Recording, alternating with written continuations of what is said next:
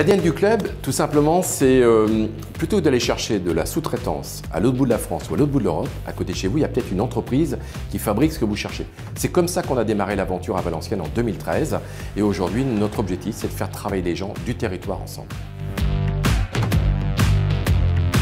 Alors principalement des entreprises qui produisent, qui fabriquent, qui sont plutôt dans le domaine industriel, mais quand on parle d'industriel, ça fait toujours un peu peur, c'est du moment qu'il y a une machine dans l'entreprise, c'est ça qui est le plus important.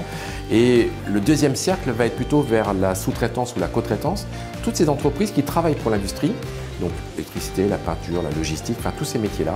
Et puis le troisième cercle, ce sont plutôt ce qu'on appelle des prestataires de services qui aujourd'hui ont souvent beaucoup de choses à vendre et qui ne sont pas forcément des gros donneurs d'ordre. On leur demande pour rentrer au sein du club de coopter deux entreprises qui produisent, qui fabriquent ou qui sont sous-traitants.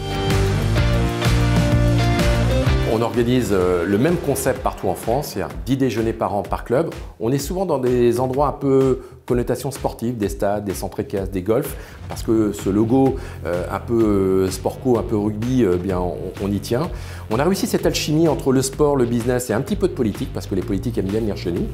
Et ce qui est intéressant, c'est que vous pouvez choisir à côté de qui vous voulez déjeuner. La veille du déjeuner, vous recevez votre plan de table, donc vous allez savoir avec qui vous allez partager ce moment, et ça, c'est plutôt sympa.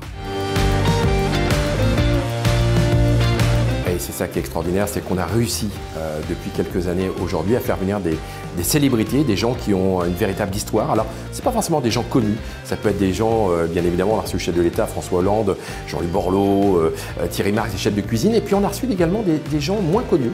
Je pense à Dorine Bruneton, je pense à Yvan Bourgnon, je pense à des gens comme ça qui aujourd'hui, à travers leur histoire, je peux vous assurer que l'émotion était au rendez-vous. Tout ce qu'on a entendu pourrait s'appliquer demain dans notre travail de dirigeants, de décideurs. Et aujourd'hui, je peux vous assurer que les gens qui sont dans les salles font « waouh ». Nous sommes des créateurs de liens. Notre plus grande fierté, c'est de mettre autour de la table des gens qui veulent développer leur business sur leur territoire.